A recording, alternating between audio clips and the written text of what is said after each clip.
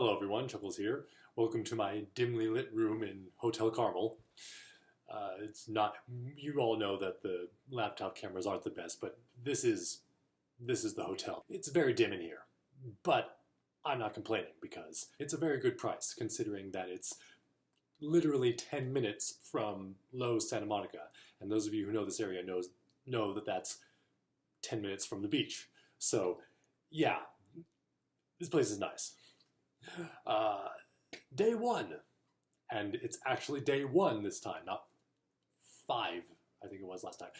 Day one of the American Film Market 2017, and holy cow, I don't even know where to begin. This was, oof. I'm probably going to be a lot more, Amanda's going to be upset with me, because she was like geeking out all over the place, and I'm just saying like, but you see, that's what I do when I'm in public, and then now is when I get all enthused and everything. That's how I roll. That's how I do. So, where do I? Okay, so I told Amanda that my graphic designer who came to the AFM with me, this was already 10 times more productive than all the 3 days that I spent last time. And that's for several reasons. One of them is because, as I said the last time I talked about this, back in 2015 when I went for the first time, I had only gone for the experience. I went, I promoted a horror, but you know, and I got some interest in it, and I got people talking about it, but I was never really expecting all that much from it. I was just wanting to get the feeling. You know, it was just kind of, oh, whatever, here or there. Oh, we'll just talk. We'll just converse about films and whatever. Now is the time when deals are being made. So, got no sleep. Well, I got 4 hours of sleep. Oh, it's a long story. I don't want to. The shuttle service that I hired, you know, typed it in beforehand. Pick me up from LAX and take me to Hotel Carmel. They were dirt cheap. And now I know why. Went down to the kiosk where this company with the hiring the vans are, and proceeded to, again, long story short, wait there for almost 2 hours. So got in at 2, got up at 7:30. So didn't go to sleep right away is what I'm getting. I still needed to prepare a little bit, not as much as I was going to, but basically 4 hours of sleep. Amanda got even less than that because of the traveling stuff that she was doing. Fortunately, we maintained our energy throughout the market. Amanda with the help of an energy drink, me with the help of God. So last time, when I came here, the last 3 days, the first of the last 3 days, therefore day 5, I waited in line. I waited in line with some people going into the Lowe's to get the badge. This time, people were milling about. There was lots of activity, but there was no one in line. Literally no one. I was like, Amanda got there before me, and we basically just waltzed right in. It was even early. Like they said that it opened at 8:30. I got there at 8:10, 8:12, and it was, okay, we'll just go in. And so we got our badges, and we got, of course, haha, different color than last time. I like the color. I like the coloring of the last one better than this one. The gray and red. That was really cool. Nothing wrong with good old navy. It's cool. It's the exact same bag. I don't know. Pretty sure the other one doesn't have Taiwan cinema on the back of it. But so time for another unboxing. Well, first of all, these are snacks that I got for walking around. And then Amanda and I both got posters. I'm not going to take it out of the tube yet. This is because I have what this is. This is a poster, and the poster is of, where is that? Where is that book? Oh, the lighting in here. Oh, the lighting. There we go. Ah. This is the poster. This is what this is. It's a poster version of this. So, as the show directory, all the info. And then I got, you know, all the trades. Mando was psyched about this. She's like, "Oh, so many free magazines." Okay. Saw a trailer for this online, The Monkey King. You know what that's about if you know anything about Chinese mythology. That's Sun Wukong. Yeah, good old Variety, of course. Several issues of Variety. And The Hollywood Reporter, of course. Periodicals up the wazoo. My glasses. Turn on camera. Help with the lighting, please. My glasses will be falling off this entire time because they are not attached to my face well. Soon I will get new ones. Soon I will switch back to contacts because this is just ridiculous. I saw the picture. I didn't know what I just took it, but I didn't read what it actually was. Enter the Fat Dragon. I love Donnie Yen. Donnie Yen is awesome. Okay. Film in Georgia. Don't have anything set in Georgia, but this is really nice. This is really nicely designed. Lots of beautiful pictures showing how pretty Georgia is. That's, you know, every location. Every location. I'm going to see about the location expo that's here. I don't know if that will be helpful. And I'll get to this. I've already got some location people for Japan lined up, but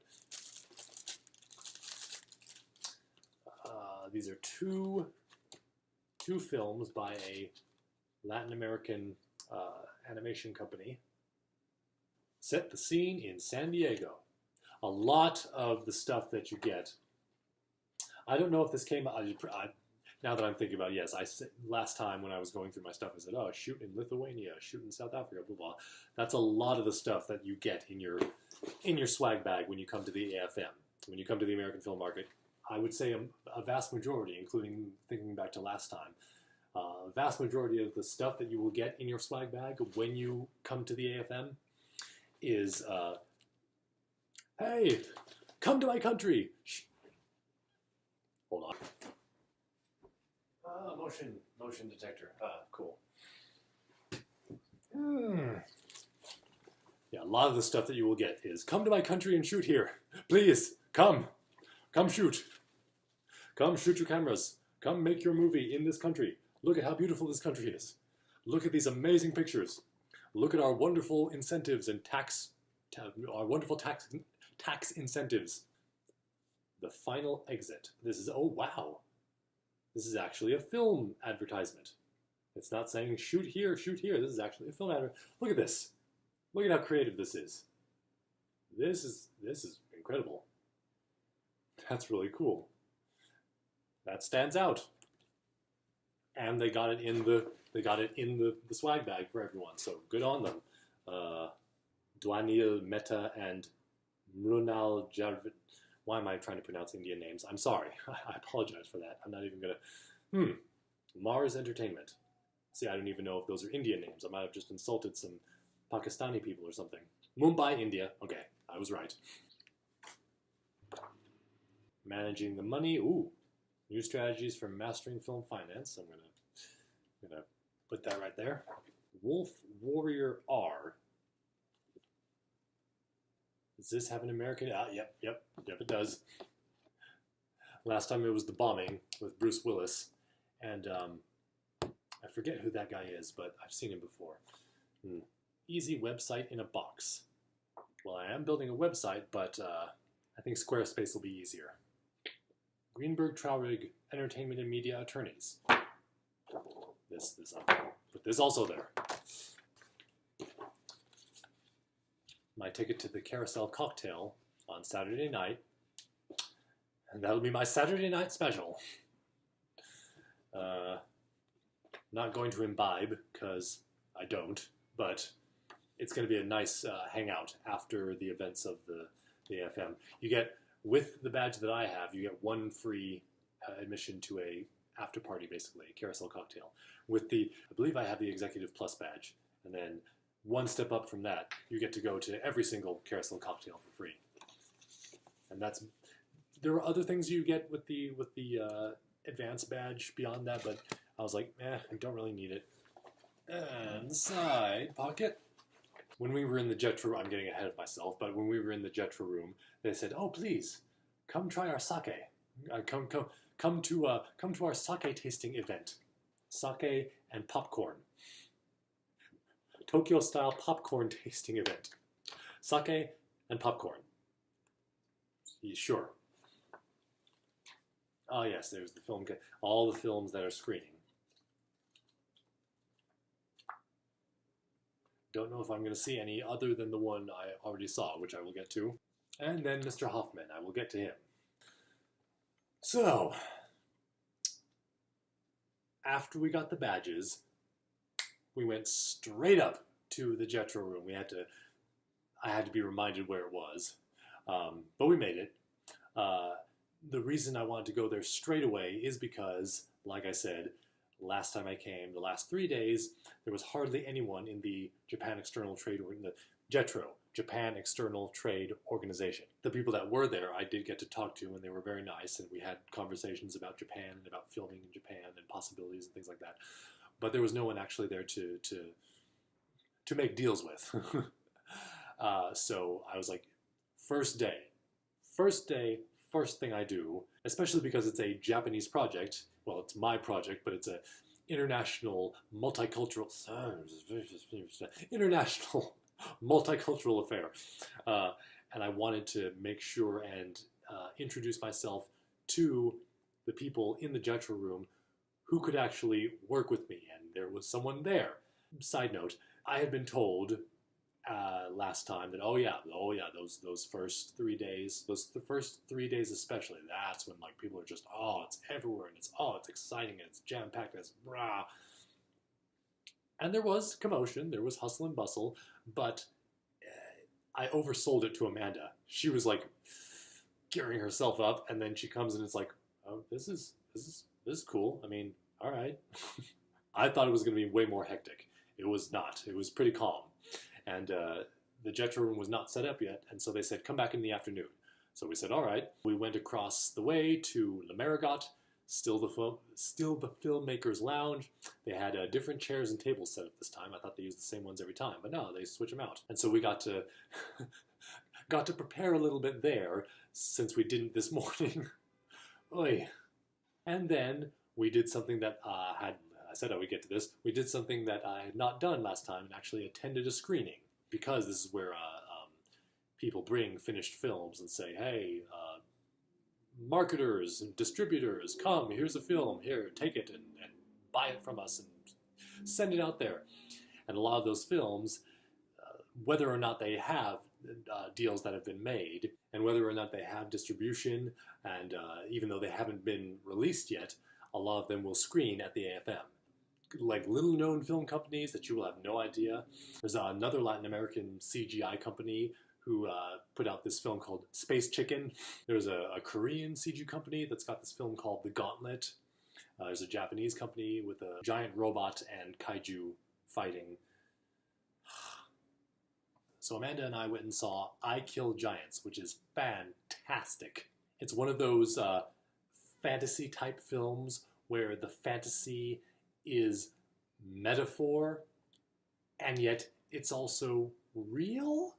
Or is it? Clearly it's a reflection of this person's psyche and what they're going through, and you slowly find out what exactly that is that they're going through, but it's also actually happening? Is it? Like Pan's Labyrinth, for example. I don't know when it's coming out, but it's probably gonna be in limited release, or like not a very long run, because it's very, very indie, and it's got no recognizable names in it other than Zoe Saldana, which I was surprised at. But it's great. Look for it when it appears, if I Kill Giants is playing near you in the future, go see it. You will not be disappointed. And when we got out of that, So many things have happened. I'm needing to refresh my memory. Oh yes! That is when we went and met with Mr. Basil Hoffman. Where did I put his... Basil Hoffman. This guy. He's one of those guys that has been around for years and has been in everything. He's one of those character actors that has just been around.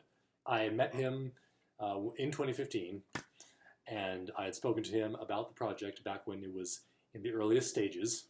I contacted him again. It was like a couple weeks ago that I contacted him. I was like, hey, I don't know if you remember me, but you remember that project I told you about last time we spoke? Well, I'm actually getting the process going now of actually getting this thing made, and that the part that I had in mind for you was this.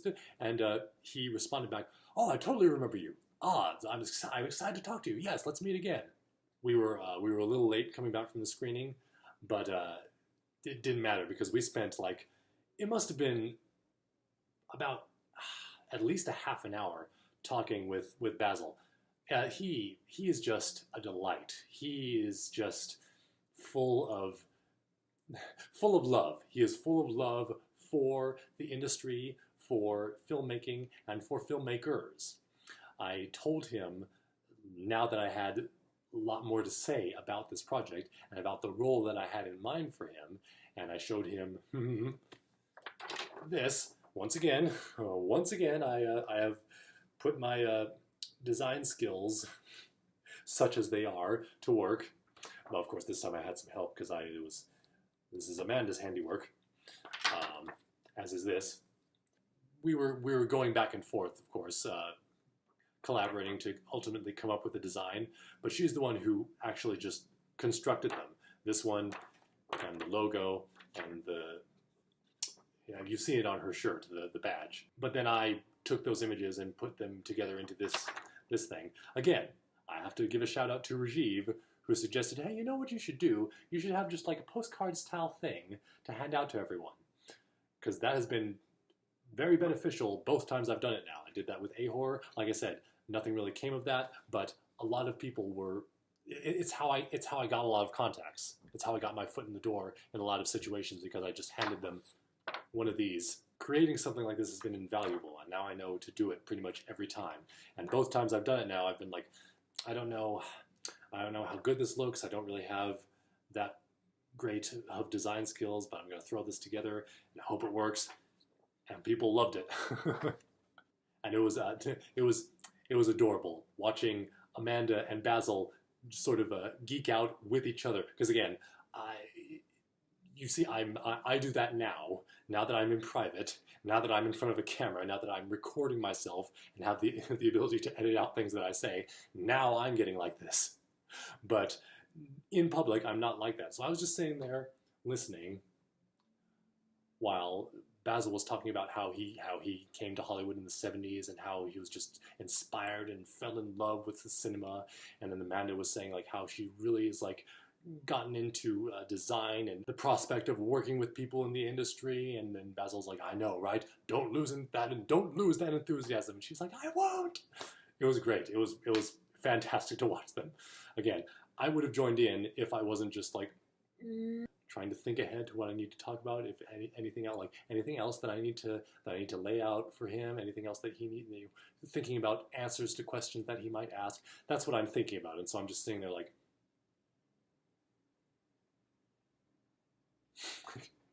you might think that I'm just not enthusiastic, but no, I am. Trust me, it's just all in here. So long story short, which it's not, that was long, but he's on board. He is down to play this role in the film. Once the IMDb page for the film is set up, which I am in the process of doing right now, his name is going to be on there. It'll probably be one of the first, no, it will be the first actor on there. And then Amanda and I went and had a business lunch at Sake by Hikari, I believe. Amanda was like, all this talk of Japan, I want to eat some Japanese food. So I was like, phone, haha, Sake by Hikari. It's a nice place. And we were going to, after eating, we were going to go back to Arclight, is the place where we went and saw I Kill Giants, and we were going to go back there for the AFM orientation. They expect people to have different badges and be able to attend different amounts of the market, and therefore I'm pretty sure there's an orientation every single day so that anyone can get orientated when they want. But a lot of people just don't go to it. But I said, oh, you know what, let's just go. But because there had been no one in because they were not ready to speak to us in the Jetro room yet in the morning and say come back in the afternoon, at this point I was like, you know, I want to make sure, especially because Amanda's not going to be here tomorrow, I want to make sure that we both get to go to the Jetro room and speak to those people while they're here. And I'm just paranoid that if we go to the orientation, by the time we get out, the people will have packed it in for the night at the Jetro room. Don't know if that was the case, but I was like, you know what? Let's just go straight back to Jetro. So we did, and oh, Amanda was freaking out. She was just like going up to each of the booths, each of the film companies, like, hi, who are you? What do you do? Oh, we're all about the animation. Oh, that's so cool. Oh, yeah, I know, isn't it? You guys do live action? You guys do music? You guys do drama? And that's basically what we were doing until the section of the building in the back corner with a label on it that says Film in Japan was free. They were already talking to someone by the time we got there. So we just milled around and looked at stuff until they were open. And then got to speak with Miyuki Sohara, the president of America Aiko Ogyo Society.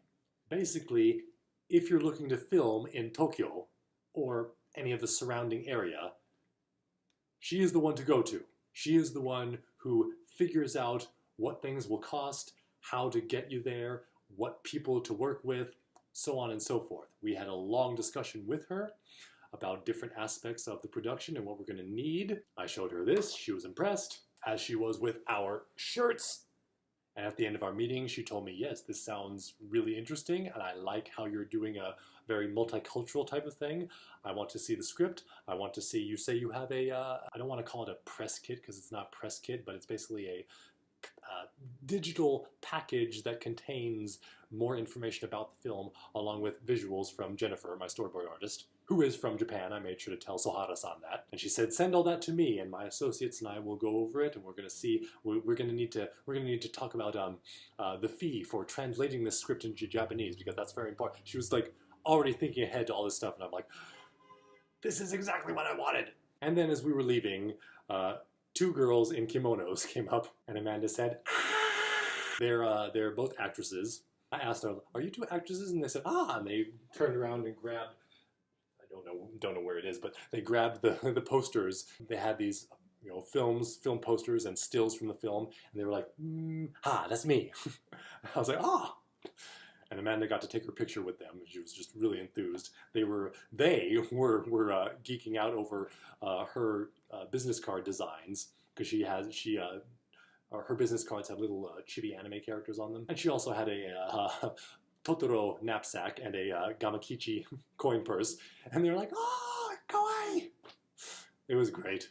And by the time we got out of that meeting, it was only like 20 or so minutes until it was time to have our final meeting of the day with Mr. Daisuke Yamaoka. This was cool. I had never spoken to an agent before, but I had spoken with Yamaoka-san's agent, Robert Klinger, total Caucasian guy. Yamaoka-san is an indie filmmaker from Japan who was coming over here promoting his film. Do I have it? Nah. Hello, baby. Hello, baby. You can actually watch his pilot right now. He calls it a pilot, basically a proof of concept short film. He's wanting to make it a feature. I did not know what to expect from this meeting, because again, I talked to the agent, not him directly, and to set the meeting up with him. But he said, Yamaoka-san's looking forward to meeting you. And so we met, and he had this thing. I have to applaud the guy, because very brave of him to do this.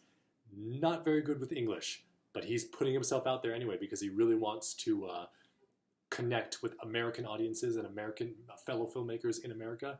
And so he put himself out there, even though his English is not the best. And he has this app where you talk into it, and it says back what you're saying, well, in his case, talks in Japanese, and it says back what he's saying in English. So that's how we had our meeting. He even had this thing, because I showed him this, and he even had this thing where, because there's a little bit of text, well, not, it's quite a bit of text, but explaining the story of the film, and he took his phone out, and we were like, what is he doing?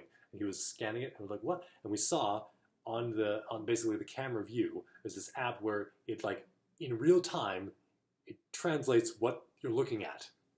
And it's like, you see it right there. It's just like, it looks on the camera view when you're looking at this text. On the screen of the camera, you can see it, except it's in Japanese. It was weird. It was crazy. I was like, wow, that's incredible. Basically, Yamaoka-san is in the same situation that I'm in, where he's at the beginning stages of this new feature. And like me, he is self-taught. Well, I'm not self-taught when it comes to filmmaking. He's Quentin Tarantino. He's self-taught when it comes to filmmaking. I went to school for that. Did not go to school for the business side. It was a while before I realized that not only do I want to be a filmmaker, but I want to actually run a film business. If I had known that from the beginning, then I would have also gotten a business degree along with my film degree, because now I'm just having to improvise and learn as I go. And again, that's what Yamaoka-san's doing. So we were in there was a lot of commiseration, a lot of again, as we were talking back and forth in the translator, like, oh yes, definitely, I see what you're talking about with the difficulty in figuring out how to bring all the pieces together. The upshot of this is we came to an agreement that whoever's project happens first, that's the one that we will help each other out with it. Basically, is what we said. Like, whichever one of us gets going, then you help me, I help you. Yeah. And all the while, I've been getting more updates on my AFM. I have 20 emails to go through right now. Oh my goodness.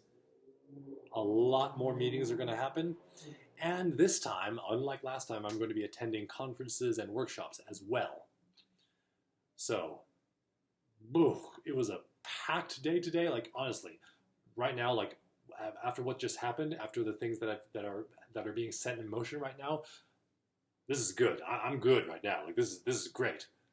But I have a lot more coming. There's a lot more coming. A lot more awesome people that I've already set up meetings with, and a lot more people who are just now getting back to me about potentially what we can do in terms of meeting each other or like working stuff out. So I am going to upload this, and then I'm going to, thankfully it's not too late now, and so I'm going to get that script and the visual presentation sent off to Sahara-san, and then I'm going to prepare myself for tomorrow. Oh, I have 6 more days of this. Like I said, this day was jam-packed. This was enough, but no, not enough. 6 more days. Woo! So, I will, like I said, I will be trying very hard to do this very thing every single day. Again, I'm hoping this will be educational, so that you, if any of you out there, or maybe especially filmmakers out there, any of you PUC students, any of you are thinking of attending the AFM or don't know what it is, again, I think I probably said this at the top, but the American Film Market happens every single year in Santa Monica, California, from November 1st to November 7th. The first 3 days are when the most stuff is happening. The second half is still when you will meet a lot of people. Like, no matter when you come, even if you just come for a day, Amanda knows this, even if you come for just a day, oh, the networking. And it's great. It's a great event. And this is just the beginning. Like, after this week, things are gonna, I don't know what this is, but I'm gonna be hitting the ground running after I get down from this week. So, day 1 down. 6 more days to go. I will see you all later. I gotta, boy, that was an hour. I've been talking for an hour. I need to get prepared for tomorrow and so on. Good night, everyone.